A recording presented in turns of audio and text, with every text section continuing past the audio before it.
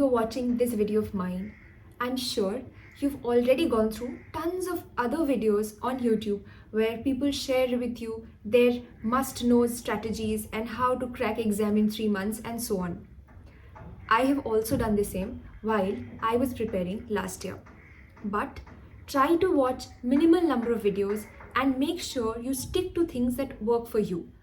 Don't ever blindly follow and stick to advices from seniors, including me. Try and test everything for yourself before you follow it. Hi everyone and welcome back to my channel.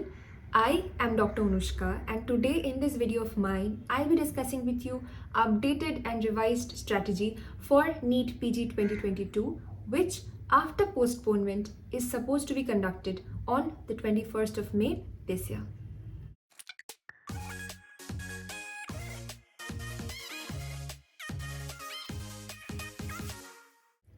Firstly, before beginning with this video, thank you so much for the love and the appreciation towards my last video on NEETPG strategy.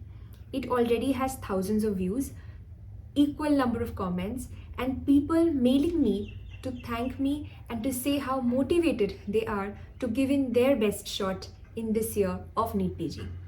This video will be helpful for two groups of people. Number one, the interns who are appearing for this exam for the first time and who might have just started with the preparation journey. And number two, the post-interns who did appear for that exam before and are most likely more thorough with the syllabus. As I always say, break it down into shorter and crisper segments for better understanding and better retention. I will discuss this video under 4 subheadings. Number 1, what is the schedule or the timeline that I would have followed if I were you?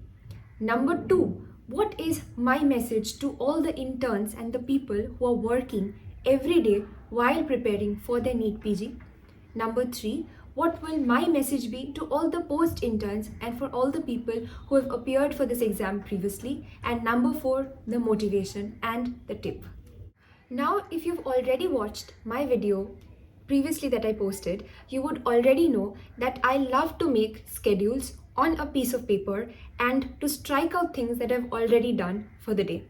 If I were you, I would break this 14 weeks time into a 6-week, a 4-week and another 4-week time frame.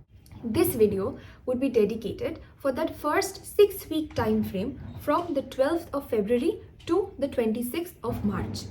In this particular schedule, I would try to post a picture on the screen so that it's easier for you to refer to. I believe 3 GTs every alternate week should suffice. So maybe 1 GT this 13th of Feb, this particular Sunday, and then every alternate Sunday, you should continue giving your grand tests. How to analyze a grand test and all the details, I have already made a video on that. So please don't forget to check that if you've already not seen the video before. This particular study schedule, I believe, would work best for you if you've already read, if not the whole syllabus, at least a part of it once. If you are just starting with the preparation, still don't worry because you have to just put in more number of hours every day to get back on track. This 12th of February to 26th of March, the schedule that I prepared for you, I tried to allot a decent number of days for each subject so that it will be enough for you to read the subject thoroughly, to go through and do a decent number of MCQs as well every day, and also to appear for a subject-wise test. This message is dedicated to all the interns who have been asking me how to find the study-work balance. Don't be too harsh on yourself. If you have had an 18-hour shift, it's not possible for your body to support a study session for 6 hours more when you have to join back your duty the following morning. So I would advise you to come back home, take rest, watch some good movies, enjoy yourself so that you are the best version of yourself the next day. But then you might ask me, what about the study schedule that you just shared with us?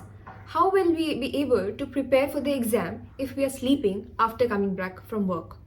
Try to allot not days but hours to each subject. For example, if you think about allotting 2 days as per my schedule also for anatomy, that 2 days would basically be equivalent to say 20 hours of reading just anatomy and being thorough with the subject. Now, if you are in an advanced stage of preparation where you really don't need 20 hours for anatomy, then you can cut it down to say 10 to 12 hours for that particular subject. If you're reading, on the other hand, for the first time, you might need say 30 hours or more towards anatomy. That is completely depending upon where you stand. Say, if you have thought of devoting 20 hours towards anatomy, for example, today, as an intern, you had a 15-hour shift, and after coming back home, you could only study for a couple of hours. Tomorrow, you have an 18-hour shift, and you couldn't study at all. The next day, maybe you can squeeze in, say, 8 to 10 hours of study because you don't have that many duties at work. This is how, summing up the hours, try to get the work thoroughly done within 20 hours of stipulated and scheduled time. So then you might ask me, what about the 6-week schedule you just discussed? What about the 2 days that I was supposed to dedicate towards anatomy? Trust me, if you are studying while working as an intern with a proper decent hours dedicated towards studying, I can assure you that you'll have nothing to lose, but you might be in an advantageous position while you're preparing for the NEETPG exam. Now, a message to all the post-interns and to all the people who have already appeared for the exam previously. You know what the hardest part is, in my opinion? That even after putting in a decent number of hours and rigorous efforts to get into your dream college, pursuing your dream branch, you were not able to succeed. But once you're done with that phase of acceptance, your half battle is won. And the remaining half battle will be won when you start your preparation journey from afresh. The last part being the motivation.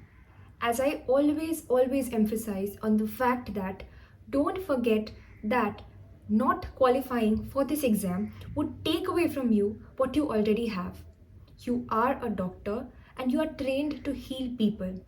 Make sure you are in that correct frame of mind. Be proud of what you've already achieved in the first place, and then work hard to be a specialized doctor because that's your dream, and definitely not out of peer pressure. Don't forget to take utmost care of your mental as well as your physical health, because after qualifying for the exam, your journey as a specialist would start. It would be an equally tough, long battle, so make sure you're well prepared for it. So, I believe you already know the drill. Don't forget to like, comment, share and subscribe to my channel if you feel my channel is worthy of appreciation. With this, I would like to conclude the video saying that I'm here right by your side while you're preparing for one of the toughest exams of your life. And if any topic or suggestions or reviews that you have for me, do let me know, as I'm happy to help always.